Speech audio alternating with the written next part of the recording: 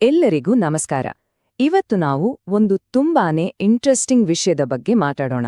ಅದೇ ಆಂತರಿಕ ಸಮೃದ್ಧಿ ಅಂದ್ರೆ ನಿಜವಾದ ಏಳಿಗೆಗೆ ದಾರಿ ಯಾವುದು ಅಂತ ನೋಡೋಣ. ಹಾಗಿದ್ರೆ ನಿಜವಾದ ಸಮೃದ್ಧಿ ಅಂದ್ರೆ ಏನು? ಯೋಚನೆ ಮಾಡಿ ನೋಡಿ. ಇದು ಬಹುಶಃ ನಮ್ಮೆಲ್ಲರ ತಲೆಯಲ್ಲೂ ಒಂದಲ್ಲ ಒಂದ್ಸಲ ಬಂದಿರೋ ಪ್ರಶ್ನೆಯಲ್ಲ. ಬನ್ನಿ ಇದರ ಬಗ್ಗೆ ಸ್ವಲ್ಪ ಆಳ್ವಾಡ್ ಮಾತಾಡೋಣ. ಸಾಮಾನ್ಯವಾಗಿ ಸಮೃದ್ಧಿ ಎಂದ ತಕ್ಷಣ ನಮಗೆಲ್ಲ ನೆನಪಾಗೋದು ದುಡ್ಡು, ಆಸ್ತಿ, ಸಂಪತ್ತು ಅಲ್ವಾ? ಆದ್ರೆ ಒಂದ್ವೇಳೆ ನಮ್ಮ ಈ ನಂಬಿಕೆಯೇ ತಪ್ಪಾಗಿದ್ರೆ? ಹೌದು, ಈ ಕಲ್ಪನೆಯನ್ನೇ ಪ್ರಶ್ನಿಸುವಂತಹ ಒಂದು ಆಯಾಮವನ್ನ ನಾವಿವತ್ತು ನೋಡೋಣ. ಸರಿ, ನಮ್ಮ ಚರ್ಚೆಯ ಮೊದಲ ಭಾಗಕ್ಕೆ ಹೋಗೋಣ. ಇದನ್ನ ಸಮೃದ್ಧಿಯ ವಿರೋಧಾಭಾಸ ಅಂತ ಕರಿಬೋದು. ಅಂದ್ರೆ ಯಾಕೆ ದುಡ್ಡಿನಿಂದೆ ಹೋಡ್ದಷ್ಟೋ ನಮ್ಗೆ ಖಾಲಿ ಖಾಲಿ ಅನ್ಸುತ್ತೆ? ಇದನ್ನ ಸ್ವಲ್ಪ ನೋಡೋಣ. ತುಂಬಾ ಚೆನ್ನಾಗಿರೋ ಒಂದು ಮಾತಿದೆ. ಸಂಪತ್ತು ಅನ್ನೋದು ಸಮುದ್ರದ ಉಪ್ಪು ನೀರು ಇದ್ದ ಹಾಗೆ, ಕುಡ್ದಷ್ಟು ಬಾಯಾರಿಕೆ ಜಾಸ್ತಿಯಾಗುತ್ತೆ. ಎಂಥ ಅದ್ಭುತವಾದ ಮಾತು ಅಲ್ವಾ? ಇದ್ರರ್ಥ ದುಡ್ಡಿನ ಮೇಲಿನ ಆಸೆ ಅನ್ನೋದು ಯಾವತ್ತಿಗೂ ತೀರದ ಒಂದು ದಾಹ ಇದ್ದ ಹಾಗೆ. ನೋಡಿ, ನಾವೆಲ್ಲ ಅನ್ಕೊಳ್ಳೋದೇನೋ ಹೆಚ್ಚು ಸಂಪಾದನೆ ಮಾಡಿದ್ರೆ ನಾವು ಸಮೃದ್ಧರಾಗ್ತೀವಿ, ಖುಷಿಯಾಗಿರ್ತೀವಿ ಅಂತ. ಅದು ನಮ್ ಗುರಿ. ಆದ್ರೆ ಆಗೋದ್ ಮಾತ್ರ ಉಲ್ಟಾ. ಅದ್ರ ಅನಿರೀಕ್ಷಿತ ಪರಿಣಾಮ ಏನ್ಗೊತ್ತಾ? ಮನಸ್ಸು ದುರಾಸೆಯಿಂದ ತುಂಬಿ ಹೋಗಿ ಯಾವತ್ತಿಗೂ ಒಂದು ಸಮಾಧಾನ, ಒಂದು ತೃಪ್ತಿ ಅನ್ನೋದೇ ಸಿಗೋದಿಲ್ಲ. ಹಾಗಾದ್ರೆ ದುಡ್ಡಿನಿಂದ ಕೊಂಡುಕೊಳ್ಳೋಕಾಗ್ದೇ ಇರೋ ಆಸ್ತಿಗಳು ಇವ್ಯಾ? ಖಂಡಿತ ಇವೆ. ಬನ್ನಿ ನಮ್ಮ ನಿಜವಾದ ಆಸ್ತಿಗಳು ಯಾವುವು ಅನ್ನೋದನ್ನ ಈಗ ನೋಡೋಣ. ಹಾಗಿದ್ರೆ ದುಡ್ಡಿಂದ ಏನನ್ನೆಲ್ಲ ಕೊಳ್ಳೋಕಾಗಲ್ಲ? ಯೋಚನೆ ಮಾಡಿ. ಆಧ್ಯಾತ್ಮಿಕ ಔನ್ನತ್ಯ, ನಿಜವಾದ ಜ್ಞಾನ, ತಿಳುವಳಿಕೆ, ಪ್ರೀತಿ ಮತ್ತೆ ನಮ್ಮಲ್ಲಿರೋ ಒಳ್ಳೆ ಗುಣಗಳು, ಇವನ್ನೆಲ್ಲ ದುಡ್ಡು ಕೊಟ್ಟು ತಗೊಳೋಕ್ ಸಾಧ್ಯನಾ? ಇಲ್ಲವೇ ಇಲ್ಲ. ಇವುಗಳ್ನ ನಾವು ಪ್ರಯತ್ನಪಟ್ಟು ಗಳಿಸ್ಬೇಕು.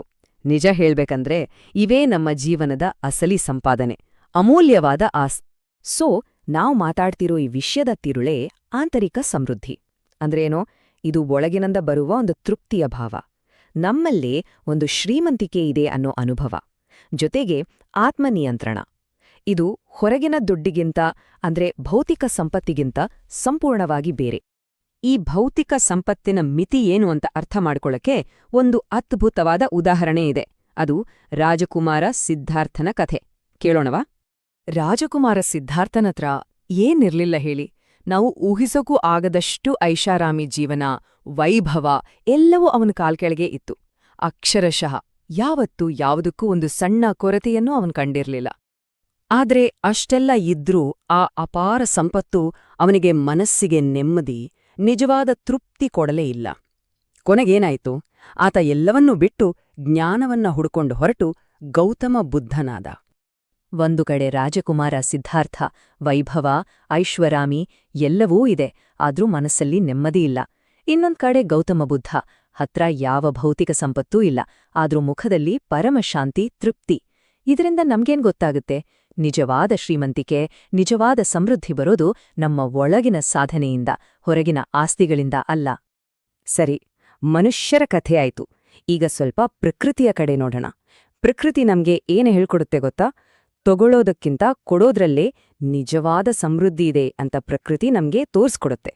ಪ್ರಕೃತಿಯಲ್ಲಿ ನೋಡಿ, ಎಲ್ಲವೂ ನಿಸ್ವಾರ್ಥವಾಗಿ ಕೊಡುತ್ತೆ. ನದಿಗಳು ಯೋಚನೆ ಮಾಡ್ತಾವ, ನನ್ನ ನೀರನ್ನ ಇವರಿಗೊಳ್ಳ ಅವರಿಗೊಡಬಾರದಾ ಅಂತ? ಇಲ್ಲ, ಎಲ್ಲರಿಗೂ ಕೊಡುತ್ತೆ. ಮರಗಳು ತಮ್ಮ ಹಣ್ಣುಗಳನ್ನ ತಾವೇ ತಿನ್ನಲ್ಲ, ಇತರರಿಗೆ ಹಂಚ್ಕೊಳ್ತವೆ.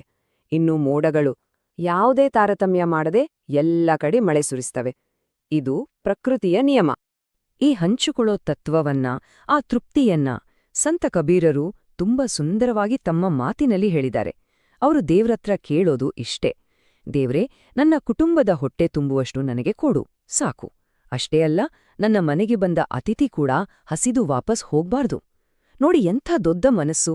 ಇಷ್ಟೆಲ್ಲ ಮಾತಾಡಿದ್ಮೇಲೆ ಈಗ ಕೊನೆಯದಾಗಿ ಈ ದುರಾಸೆ ಮತ್ತೆ ಎಲ್ಲವನ್ನೂ ನನಗೀ ಬೇಕು ಅಂತ ಸಂಗ್ರಹಿಸೋ ಮನೋಭಾವದ ಕೆಟ್ಟ ಪರಿಣಾಮಗಳ ಬಗ್ಗೆ ಸ್ವಲ್ಪ ನೋಡೋಣ. ಮತ್ತೆ ಪ್ರಕೃತಿಯ ಪಾಠಕ್ಕೆ ಬರೋಣ. ಪ್ರಕೃತಿ ನಮಗೆ ಏನ್ ಹೇಳುತ್ತೆ? ನಿಂತಲ್ಲೇ ನಿಂತ್ರೆ ಅದು ಕೊಳೆತ, ಹರಿತಾ ಇದ್ರೆ ಅದೇ ಜೀವನ. ಯೋಚಿಸ್ನೋಡಿ, ನಿಂತ ನೀರು ವಾಸನೆ ಬರುತ್ತೆ, ಕೆಟ್ಹೋಗುತ್ತೆ. ಅದೇ ರೀತಿ ಸಂಪತ್ತನ್ನ ಹರಿಯಕ್ಕೆ ಬಿಡದೆ ಒಂದೇ ಕಡೆ ಸಂಗ್ರಹಿಸಿ ಇಟ್ರೆ ಅದು ಕೂಡ ಕೊಳೆತಕ್ಕೆ ಸಮಾನ. ಹಾಗಾಗಿ ನಾವು ಶ್ರೀಮಂತ ಮತ್ತು ಬಡವ ಅನ್ನೋ ಪದಗಳ ಅರ್ಥವನ್ನೇ ಬದಲಾಯಿಸಬೇಕಾಗತ್ತೆ. ಇದು ನಮ್ಮ ಬ್ಯಾಂಕ್ ಬ್ಯಾಲೆನ್ಸ್ ಮೇಲಲ್ಲ, ನಮ್ಮ ಮನಸ್ಥಿತಿ ಮೇಲೆ ನಿಂತಿದೆ. ನೋಡಿ, ನಿಜವಾದ ಶ್ರೀಮಂತ ಅಂದ್ರೆ ಯಾರು? ತನ್ನತ್ರ ಇರೋದನ್ನ ನೋಡಿ ತೃಪ್ತಿಯಿಂದ ಅದನ್ನ ಚೆನ್ನಾಗ್ ಬಳಸ್ಕೊಳ್ಳೋನು. ಹಾಗಿದ್ರೆ ಬಡವ ಯಾರು? ತನ್ನತ್ರ ಇಷ್ಟೇ ಇದ್ರೂ ಅದನ್ನ ನೋಡ್ದೆ ಯಾವಾಗ್ಲೂ ಇನ್ನೂ ಬೇಕು, ಇನ್ನೇನೋ ಇಲ್ಲ ಅಂತ ಹುಡುಕ್ತಾ ಇರೋನು. ಹಾಗಿದ್ರೆ ನಿಜವಾದ ಸಮೃದ್ಧಿಯ ದಾರಿ ಯಾವುದು? ತುಂಬಾನೇ ಸರಳ.